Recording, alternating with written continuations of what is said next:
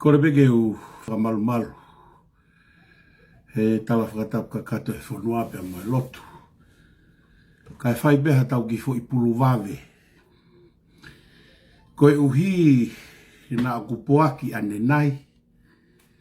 I he e tau usu usu. Ai ko poaki au he usu usu kai ata e pulu wawe.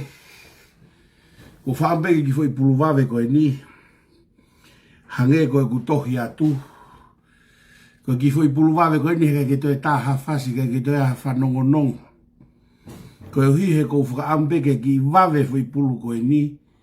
He kulahe ki whatongia ki he wholau pe aua. O kulahi mo e palaki poe a mere ke whinga i ke osi. Ki mu aia pea he doi teu e kua he koe pūpalaki poe o koe koa ki palaki poe. Koe pūpalaki poe lahi. Pe ilo pea he mātua. Koe o whioh pea tau wholau. Ko hanga he whine mātua. Whako tō koe pūpalaki poe ke te whinga i ke osi ka uhika te toki alo. Pea koe ke toi ke heke hea mo e teu wholau koe ni. Koe mea kou ko whinga i behe ki whui pulu wawe koe ni. Kai ke toi taha whasi, kai ke toi whanongonongo, kai ke toi PFT. Whe mau pea ke tuku ia te whui pulu whakatoa toa koe ni mo whui pulu wawe koe ni. Ko hi koe. Koe tuunga koe ni. O kuia i pa teu koe mo osi ilo pe ko osi tuu atu pe ia he i he tau mea. Koe ki whui pulu wawe koe ni koe whui koe ku... Apau te mo whatoa ngai hake ai kawe ngā koe whekau aki pe mo si haosi mo e pare e mia. Pea koe tala noa he ongo whui pulu wawe koe ni. Te tala noa ai ki he tuunga koe ni. O si haosi. Mo ene ngahi rea ki he pare e mia. Pea te uki hanga o solowa. Te hanga o asi pai patoe e titai patoe. A titai pea asi pea... analaiso ai ngahi tuunga koe o kuiai. Kataki pe o ku asi atu he ku hange e ku frozen e tau mea. Ka koutui pe ku mo whanongo mai pe. Ai hopu ku mo whanongo mai pe he kou si au hange e ku frozen e screen ia e tau fui pulu wawe koe ni. Koe ongo ka veinga e ua e rea koe asi au si. Rea ka si hausi na whai ke pare mea ke whakawhisi. He kuke motu a koe. Mo ene rea koe o tuku aki. Ai tangata eiki i he time koe na e tala e tu uni. O tuku aki i pe kovia ki ai koe kai ke whai tu uni pe tangata eiki ia. Tokua aku ngari kovi ai pure anga. Mo e tui i he ngā ue ai pare mea he kai ke whai tu uni pe ia i pe. O ato e tari ia ki he whakawhisi, pia moe. Ai koe osi ia ai mea ai no pere koe o... Nai o hake ki mea koe he reti ho. Ai koe osi ia mea no pere koe o ha ano. Tui ha ngana, pia hu mai re vai a sia osi ai ene foi. Whakana whala ko ia tuku aki e pare mea pia hu mai rewa a minista pa anga o whinga ke talang. O talange ke whinga ke tuku e tuku aki i ko e uhihe o ku iai ai. E tuku e tuku aki i he ku iai e tiu process. Aia koe ngahi ka whinga e ko loto ke tano ku whi. Tanoa peu i he ahoni. Tanoa peu i a sias pohiwa mo e pare mea. He ngahi rea sias pohiwa whai ke pare mea. E si ausi, mahalo koe kutoki rea tue nia a kuea ka koe he fwoi i siu koe ni. Maana o si rea tu hata hai e kau frontline ni he i siu koe ni. Ka koe kutoki rea tia na a kuea he i siu koe ni. Pako whema uewe ke kiria au pito. Kiria ki kolomotu, kiria ke he patoa, kiria atu kia koe si ausi, kia kiria ki he pare mea. Taulang tawa noa he i he fwoi i siu koe o pehe. Kua motu ai tangata eiki pare mea ke whakawhisi he kua motu. Koe whakailonga e motu a kupehen. Loto ngalo ngalo. Loto ngalo ngalo. Taimi ko ku rea ai o ku hala pe wheto o aki e nerea. O hange ko o tangata eiki. He koe ne toki ipi rere ieni ai lau koe i he malanga si suhe mo unga. Matui ko talanoa e malanga e mo unga, koe talanoa o e tauhi he wahaa e tangata mo e tangata. Pia mo e talanoa whakafo i tui tui, ako naki e tau i sipi ki he tau ngai whakafo i tui tui. Ko o whakamau koe, o ku whai koe ki he tangata eiki, e o atu kotoa ia o whakamau ia ko o tangata eiki. E se aus. Pia koe mea koe, o ku mou whaaloto mamahi ai, koe uhihe ko ho mou tala mai, e ke ua e whai e rea ki he mātua ko nau tokoto i whai toka. Ho tala mai. I o te wharea he kakai koe ni patoa tama. O te wharea ke kusi mālolo.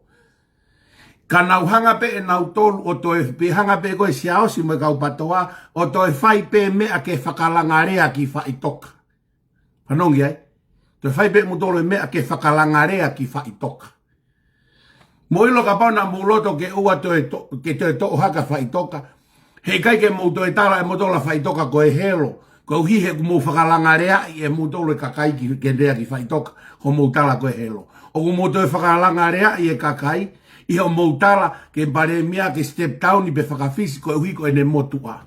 He koe ha. Koe hui he ku taulahi ange ho o tamai au. I he pare mia he ahoni. Ka na kai ke whakawhisi ho o tamai au. Pena mou whare i e moutolu ho o mou tamai. Aia ko ilo na e mawaheu ai ho mou whamiri. Mahalo na e loto e whaha i koe ai taupehe. Mario Mateni, mo fine matu a whewhine ke whakawhisi. Kai ke loto koe si aosi, mo piveni mo tu iwata ke whakawhisi, ake uhinga koe ni. E morea e maangangako ho kaunga tangata ko piveni, he whakawhisi ho tamai. E to e more ai, mo e tu unga minista o tu iwata, he koe uhihe ko tamai pena ne ui mei tua. He ka humai ha pare mia fo ou, he kai ke to i loto a tu iwata ia. Whainga maupeke te tō haka ngesi hina o tauhere i aka kakai, ka o te tau e tauhere, pa te to e tau pe kita he tauhere na te tau. Hau kota la mai, ki he pare mia, ke whakawhisi, lolotonga ko ia ku ke osi ilo pau. Na kai ke whakawhisi ho tamai. Na osi ako e tuunga. Ai o ku tau pehe, ko e uhinga koe na ke pehe ke pare mia ke whakawhisi, mahalo o ku mahamahaki. Na e mahamahaki ange ho o tamai, o a upe o pekia ho o tamai, i he pare mia. Mea koe kou talatu ai, mou loto ke ua te tau toerea ki whai toka. Ka ku mou lea mea ke whakalangarea ki whai toka. Loto motol ke tala koe helo a whai toka. Ka kai ke mou loto motol ke maurea ki whai toka he tō nou a whai toka. Mousio ki he game. Koe uhi ko o hanga o pehe tō kua. Kua motua e pare mia. Taimi o kulau mata i fika e pare mia koe maasila. Taimi o kulau uhinga e pare mia koe maasila. Taimi o kuke lau mata i fika i si aosi. Luke waheua walu, luke waheua hiwa. Koe whaka ofa atu. O tala iho tōno no whakalau maari.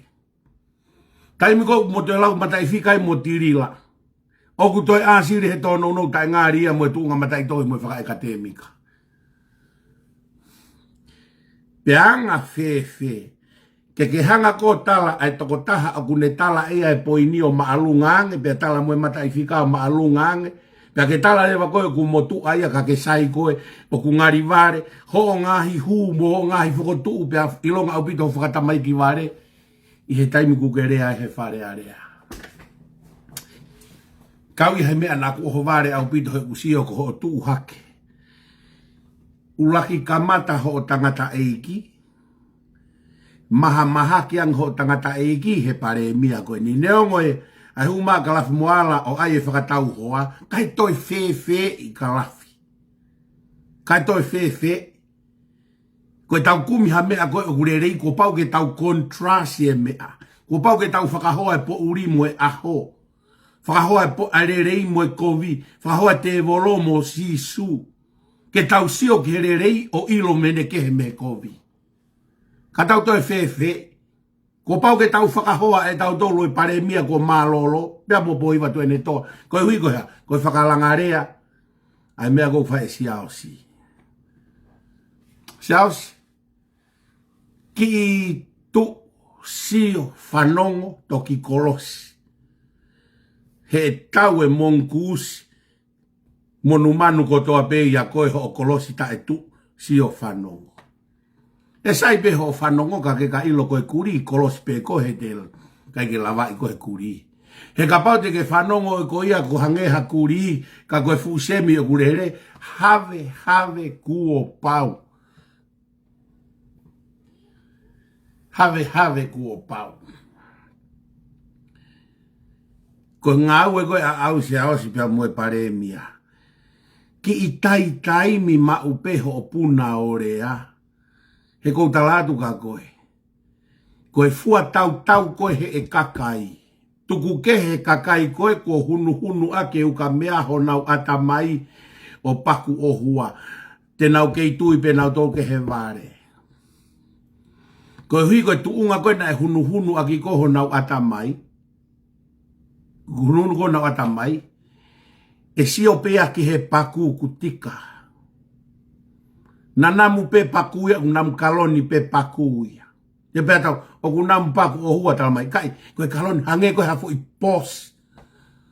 Pe fiume. Kono whakatuku tā maki ia. He teke, e neongo teke hange hare ka lau tohi pure anga ho ri whare area. E kei talatu pe he kau atamai paku ia. O ku kei tika pe koe ia. Au ke ilo, o sisio e kakaia tonga, o ilo ho tono no whakavesta polo. Pehe ko hamea toko si iai ho o whakataha ho wahenga i kolo motua. Ku ke o si ilo ko you fail i kolo motua. Ko e mea ku mou fute takai holo ai. Fute takai holo ai kolo motua. Ke whenga e ke maui. Hamo, ke mau hamo ki kakai. Ke tu hake o talange ke pare mea ku ilo e pare mea ia koe wahe fiha e tohi tapu. He kau ka eka ka koe tanimu koe wahe fiha e tohi tapu koe ke ilo e koe. Koe wahe fiha e whakawa fo ou, koe wahe fiha e whakawa motua. Ke ilo e koe. Pe koe tohi e fiha e whakawa fo ou, tohi e fiha e whakawa motua. Tohi e fiha whakatoa e tohi tapu. Te ilo e lotu, te ilo e nau e lotu. Koe tangata alu ki uta, ka pehe mahe tangata alu ki uta, ki pehe koe hae, peo tuhu ke sāvolo bandara mai koe here pelu, mahino mai koe tamakoa koe ki alu ki uta. Bakau ka tuhu hatau ki here pelu bandara mai e ia koe huhu, koe tamakoa koe ki alu ki uta, he koe ki ne ilo e ne mea ngāwe. Na bau tamai koe te whaiwhekau koe te ilo e ki ta lahe tohi tohi tapu, koe tohi whakafo mo tohi whakamotua, me lahe wahe he tohi. Ta wai ki kai kata lotu kita wai te ilo kita te mea te alo fai lotu. Kai to e ke ke. Ta tau to febo fare area. Ko fare area ko fare fa ulao. Ya fare area ke tu uni mo lao. Ko ilo malo pe ka hao na ton ke la henga hime ia ke fai an. Ko me ko ku ke fai ku ke tuku aki e pare mia. Tau tano ki ho pe ke malo lo e pare mia ko e motua. Na tonge ke whakawhisi koe ku ngari vare. Ho o loi i whare area. Lahi ho o loi. Ka pai te uri waini ho ngai loi mo ngai kreimi loto koe loi. Na ke kreimi o ku ngai popula pe kai wahe pe koe ha. Hai pare mia o talatu ku ke loi. Ngai popula pe kai wahe pe kei minista pe me he. O si na ulang malolo me ne ngawe. Ko te malolo me ngawe ku pehen. Ano mai sias. Taimi ko na ulang malolo. Te kai ke whakawhisi na ulang malolo ia me ne ngawe. Puaki malolo me ngawe. Ko puaki malolo pen. Ka pau te upure he potu ngawe. Pia puaki ke ualorivi. Vacation leave. Aloha he vacation leave. Aloha he vacation leave he mahina e taha. Aloha ke rewa e tamana e tokoni. Te briti. O alako ore o hukulu lakanga. O ku ikai ke uhinga alhake tamako ore o he ku vacation leave. Ke walu beau ki Amerika kau ke ita mai beau ki ayo talamai mea ke whakarerea ke potu ngāwe. Ikai. O ku alhake tamako o whetongi au. Koia o kuia e mawhai, koia o whai tuuni he aho koia. O kai ke toha ka kunga ia e tama koe o ko si alorivi ke whakarere ngā ue. Koe foi taimi koe na e pehe ai koe e akosita. Ko puaki mālolo me he minista. O si ai pehe no mawhai whakaminista ona ke ngā ue. O si ai pehe. He kui kai taha no mawhai ona ke potu ngā ue. Ko te mawahe koe me potu ngā ue koe taha to mawhai o ki taiki ai. E anga fe ke mutala mai, o ku alu peo ngai popula ka kei minista pe, loi ai si osi. Alu peo ngai popula ka kei wahe pe, to e loi pe ai. Fiha i loi eno no whakamoni ho mou loi. Ka mo kei ngutu maa lohi pe. Sai, koe whakamahi noia, kia koe, o ku te ki ai ke ai haholo, ai tangata eki pare e mi ai. Tige kia haholo ai tangata eki pare e mi ai. Kei maasila ene interpretation ai konistu tone pia guiai mo nga hikupu felave i ke nau ngā ue mo e paremia ulua kiko ene kabineti ko e fuu kakai poto ai kai kia hao fio mo ki kau ngā ue kakai poto ko e kabineti ua o kuna whakataha maupe mo ene afio kau kia hamea o afio i hene afio fe mau ke whakatoto una whakataha maupe pea ku alu mo e pare miao ave. Ka ke hau kota la mai o ku ngarivare pure anga ki mamani pea ngarivare ai mo e tui. Ka ke ngarivare ia. He ku kai ke pehe mai haa whonua ia i mamani. Koe hae mea koko i tonga. O kai ke pehe mai haa whonua ia. Lai tu unga koe ahonisi a osi. Koe fu palo pare ma fisi, fe unga pea mo fisi. Koe ke toi tokanga ma fisi, koe haa palo pare ma i tonga. Koe lo tonga koe rere COVID. O koe ke tonga manu sila pe kame hoko i tonga he una ulo tonga tau tupe na toa na upala. Tau to Australia una ulo tonga tau tupe na ufufu i pala o na utolu he taini me COVID. Koe pato pe a ngahi whaha iu. Amerika koe antu ngā pe. Ke moutala mai o ku ngarivare ki whekoani. Ngarivare ki murini. He ku toka ngā toa murini ke palo pare mai tonga. O ku lo tonga tau tupe ngahi whonua murini ho na ngahi fui pala. Koe they have no time to waste about tonga. Have no time. Koe taimi e whai ngata a koe ni, taki taha toka ngai hono fo i pala. Tokua koe ai o ku ngarivare ki mamani. Ngarivare ha. Te kai ke ofiofi mo e tau u keisi a tau tolu he whare area, ke ngai fu keisi u koko koe ni. I mamani. Tukue ai ki whakaaringare rei talamai o ngarivare ai mo e tui ki mamani. Ko hei kaunga e tui ki ngarivare ai. Pea koe taimi whai tu uni koe ai paremia. O kui kai koe pehea pe paremia ka mea whai ngofua. Ke pea tu pe whawhisi koe. Hau ko ai mai mea ho tamai na e whihi ai ho tamai. Ke talange ka sita whamalolo a sita me minista pea o se mahina e whiha. O ku te gai pe ke tāri mai he tu ia e tohi malolo a sita he o te gai whakawhisi a sita ia. He koe processi o ku awe ki he whakataha tokoni. Awe ke whakataha tokoni o nau si ofi pato awe ke he tui ke whai tu ne tui. Ati ke whakataha tokoni, tamai whakataha tokoni ia. Kataki koe lao ko pau ke whakawhisi mai ia ke toki ngā ue mo mea tui. O se mahina whau te ke whakanofo ha minista ia ke ngahi minista koe na tūri e ka minista koe. Koe hui koe ha, te ke nau whakawhisi mai nau to. To e oha. To e ka whawhawhonga koe patoa kore ka sita ke whakawhisi mua. Kata ki sita whakawhisi. Ilo he o pusi kou whai si aosi. Ke pusi koe pare bia ke whai hala. Ko mou mea whai, ke pusi pare bia ke whai hala. He ka tūri he pare bia ka kai ke loto ki a sita. Ko pau ke ngā aue, pau ke whai tu uni e, mo e ke whetaulaki e ngahi tu uni pe au skoa patok efektivi e mea koe whai tu uni. Koi ai se ausi. Ko tala koe o ku motu ai tangata ik pare mia. Oku kei puho pe tangata ik pare mia. Kei puho pe tangata ik pare mia. I he whai tu uni decision making. I loho mu ware lau ko he tanu hala, o kou kei tui pe ke he tanu hala. O ko ke tui pe ki he fonga na ai ake pare mea tola fitu noa ke he lori na kai ke toi tari ha kauta. Ko foi fonga ia na piti aki koe ke tanu hala. Ko ia pe lava tanu hala tola fitu noa ke he lori. Pea koe kauta hape tolu na nau tuu hake. Toki longoa a katoa he tainimi pea oho he tainimi. Kauta hape tolu na nau tari ke tola fitu noa ke he lori. Ko o stanoa whakawhika au ke he lahe paanga o saving tola fitu noa ke he lori. Ngai kau taha kotoa na ngau e ke ka pure anga patoa pa ngai wangea wanoa ke lori mu sio ke saving me pa nga fitu noa ke lori me he wangea wanoa ke lori tama e fai ngani oh sai peia ko tu fotu fa pe o kai ke fea tu fotu fa ko o tanu hala ke tu fotu fa na mo hiki ke o top ke o tari tanu hala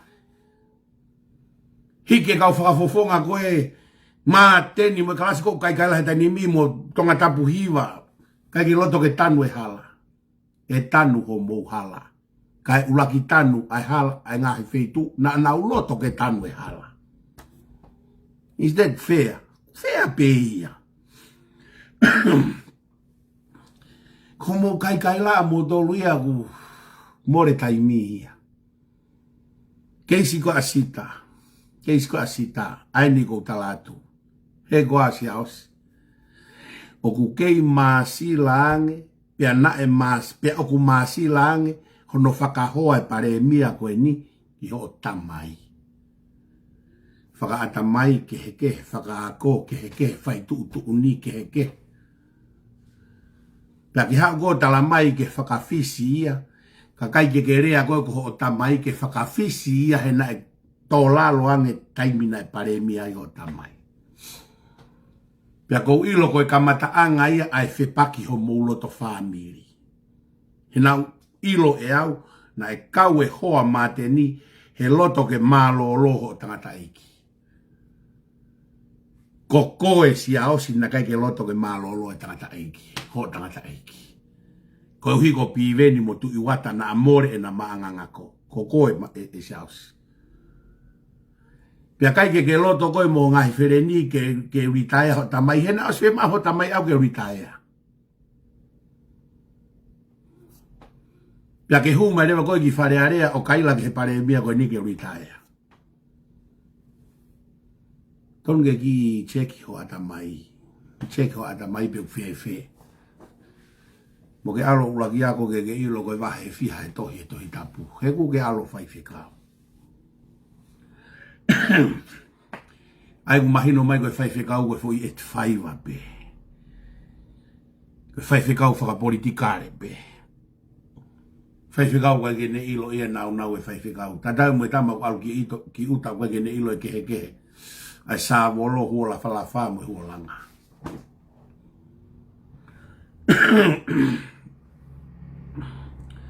Ko ho pehe koe ho tukuaki koe mea ko wongo i. Ho tukuaki e pare mia. Ko mea ku ke tāketi ai. Ko ke mea ngāwe ake tui tapu moe hau. Ko ke mea ngāwe ake ai kakai. Ke whakaau ake.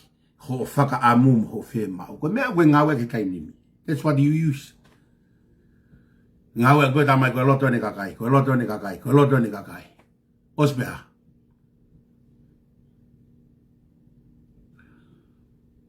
Toi peta umi de hufulu. Ospea ha ho tamai loto ni kakai. Ospea tamai. O ku ngarivare hene pure angapa ki maamani pa ngarivare tu. Loi koe ke toka ngata maamani ko. Koe tau palpare mata tui tonga ki whakalalo takapau pe ia. Kai ke pehe mai koe tau toa fisi una ulo tonga palpare mata fisi nau COVID ha mua o tano hubeni palpare ma. New Zealand, Australia, Amerika, unau fet na kai ngai fu palpare ma kula yang itongan. Kai ke nau te recognize ya e nau tolu atonga.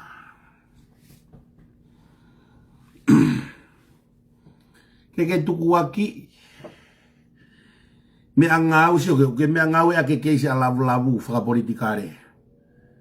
Ke hanga tuku hifua ke pare mia. Pia tala ku motu. Utaka koe si ausi. O ku ke ulu mau o lunga. lau maho o mou kau patoa ka te au to kua. Whanonge fui. Fui ai kau patoa. Ta mai kau patoa ka te au. Koe ki whai whekau koe ni. O ku tuku hifo e kakai. Ka osko ia pe a mai rewa ves fola. O whaka. Kalamange pe ko hai tuku hifo. Ai e rea mo o ni. Ai e valo ki. Koe tuku hifo e ni. Ai ta aki hake whakasuwa. Hai kaunga e whakasuwa ke mo o ni tau tānoa ki ai. Ta aki hake wha ere tū tā maki. Ko hai kaunga e wha ere tū tā maki ke mo o ni tau tālanga i ai tonga. Ko mea e patoa ku whai. Ko ta aki hake pesinolo ai kakai. Ko hai tuku hifo mo tolo e ngahi tuunga ko ia i gai.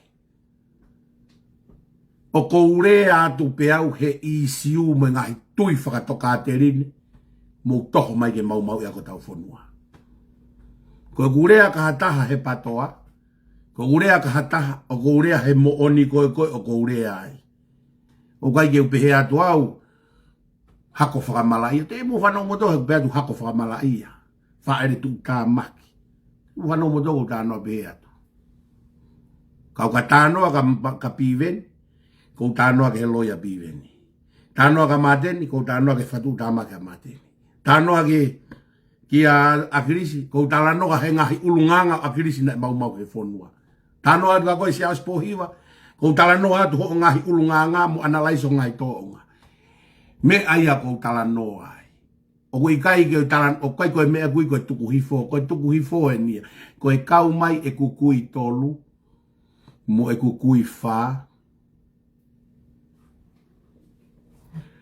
koe mea kui koe tuku hifo. Koe kau mai e kukui whaamo e kukui nima. Kai ke ui launa e wha ere tu tā maki ki hono kāsini. Koe mea kui koe tuku hifo ia. Koe rea atu koe mooniku ke he au pito ia. Ke he au pito ia. Whatata again. Tau hono kapea tirila mo sauroni. Koe tuku hifo ka pau kou kapega naua. Kau talate fui mea mooniku heni.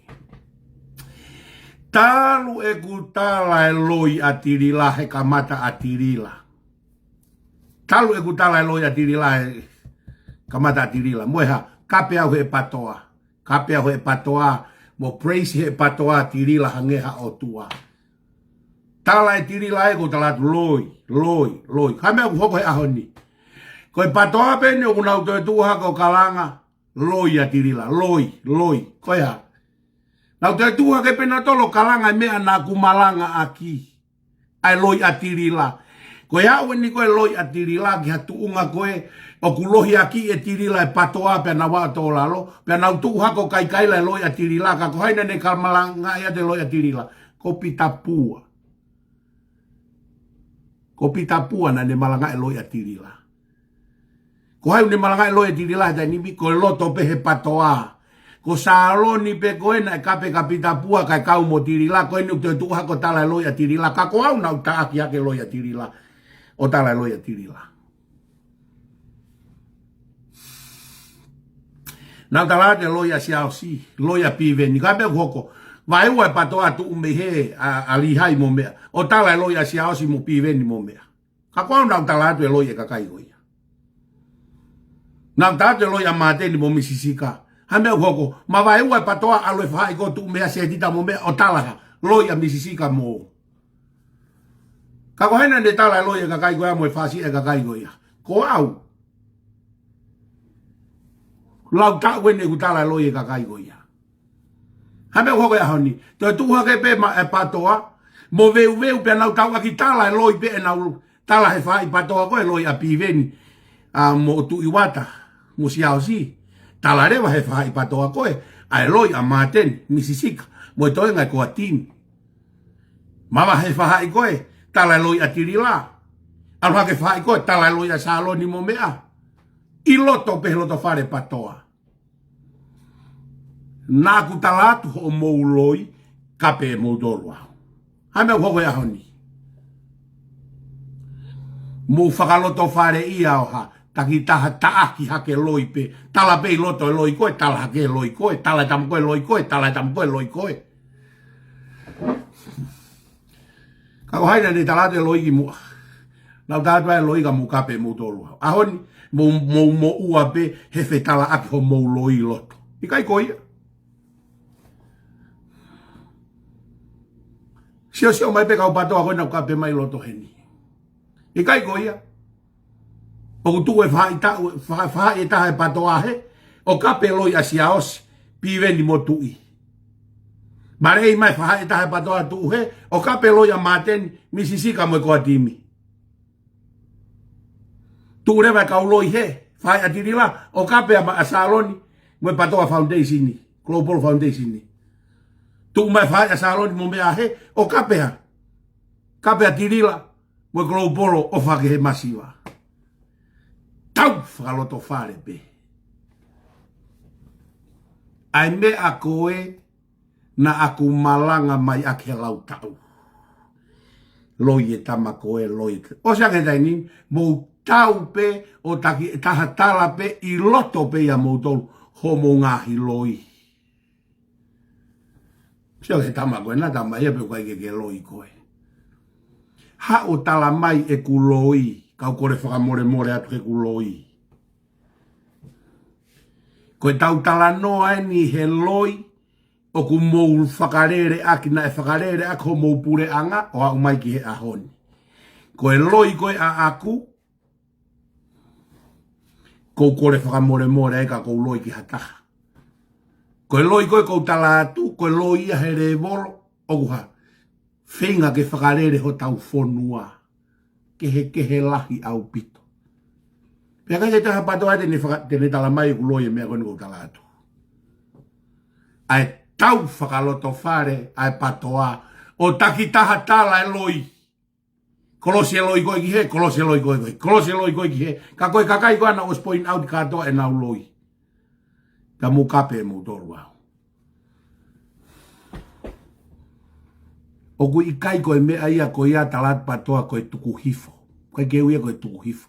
Koe ku talatu e au e mo oni e loi, ho mou loi.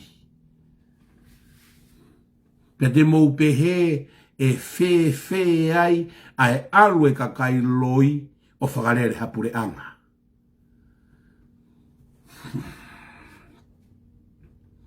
Talo no kape whakarieri au. Koe ni ukto e hu mai he tainimi. Loi tau lolo ni ke whiri. Wana mu whakau ka mondo e alu ke si hono hokau. Wakatau au. Alu e ke lahi. Ka kou lau e au hoku keresi mo ku tāpu aki. Me kou tāka mou tolo. Te mou ohofi au. Te mou iku toerere kātoa pe. Ko hihe te mou keisi o mai pe ka au he aho kotoa pe.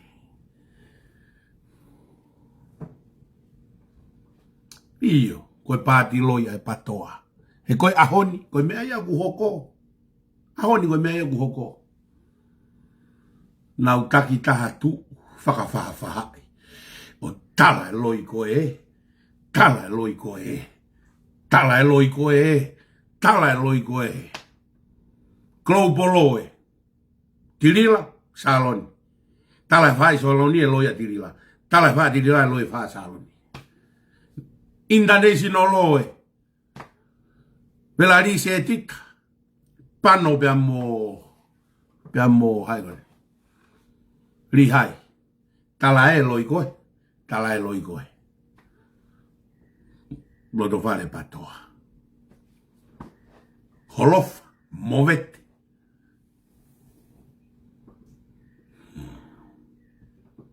Ka koe mea na talo e kukalanga aku mei mua. Talo e kukalanga aku mei mua. Pe e whanongo e taha kotoa ke mea ko urea ki pe whamo oni ki ai.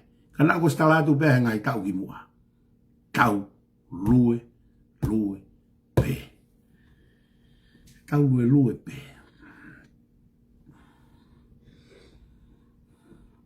Koe mea mamahi koe mo oni. Mea mamahi koe mo oni patoa. Tuku e tala noa ia koe tuku hifo e kakai. Kai, koe ki tuku hifo e kakai. Kou tala noa tu peau he mo oni o kou tala noa ke aiho mou loi. Mo mou mea kwhai ke whonua. Tala noa pia o he mea koe ia. Pia koe ni mo vete mo tolu, o fe whaka mo oni ake he mea nā kurea atua wai. O mo vete pio tala mea koe na urea atua ai. Hau to kai lai he ahone loi atirila. Talo e ku talate loi atirila me mua. Talo talate mea koe ia. Koen se asku talate he ahone. Ika ko mea ko tanoa mo lau ko tuku ifo e tanoa hanga tono te moni. Tanoa hanga tono te moni. Ko ha o tala mai ke hifo e pare mia o se ngeu ke masi langa ta mai e pare mia tai na ke pare mia o ta mai. O te ke ha pare mia fa mo le lai ta ha pa nga pure nga hanga ko ta mai. Kana ni whakaanga e kau pare mia koe no more sirina pureanga. Kai ke toe lava o ririu ai fo i mo oni i me ai a ko ia. Te lava e ririu. Patoa, tau lue pe. Rea e ke tau whai, tau lue pe ni he te tau au ki novema.